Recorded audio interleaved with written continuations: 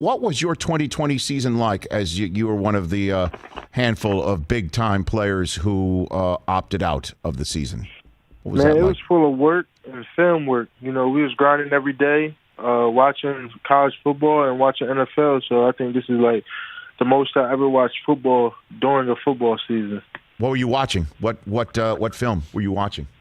I was watching my Penn State film, of course, and then obviously I watched some of my favorite linebackers play a lot more this year. I got to watch, Devin White play, like as you were saying. I got to watch Tremaine Edmonds. I got to watch Devin Bush before he tore his ACL, So guys like that, guys that I think I can relate to.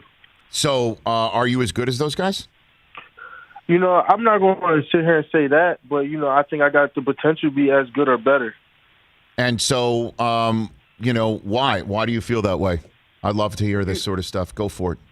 I just think I'm going to bring that competitive edge. I got a lot of dog to me. I'm going to go get it regardless, and I think I can achieve anything. I'm going to put the work in, and, I got all the tangibles or even more tangibles than they got. So for me to sit here and say that I don't got it, which is false, I know that I got it. I just got to do it myself and go compete at the next level. Have you always played defense, or are you one of the many top linebackers who have, I guess, started out as a running back on the other side of the hole, trying to fill a gap? Oh, yeah. I started as a running back. I did everything. Man, my senior year, I was the kicker, the punter, the running back, the linebacker, the defensive end. I did everything. So who was your guy growing up? Who was your favorite NFL player growing up? Micah Parsons. My favorite NFL player growing up, man, it might have had to be when I was younger, I was a big LT guy. And then I'm gonna say it went into like, Randy Moss.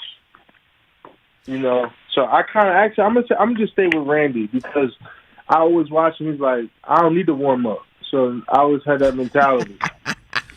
I'm coming game ready. Okay, I like that. And I asked this question at the risk of being older than the actual 51 years I am on this planet. When you say LT, you mean LaDainian Tomlinson and not Lawrence Taylor, right, Micah? Yes, sir. Oh, boy.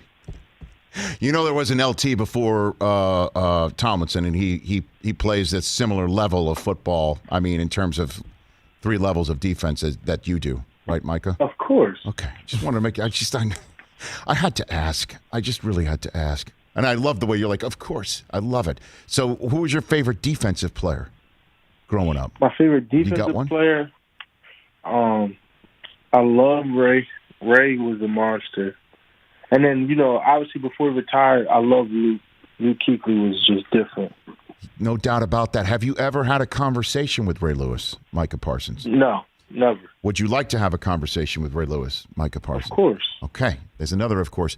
I will do this. I will hook you guys up. How does that sound?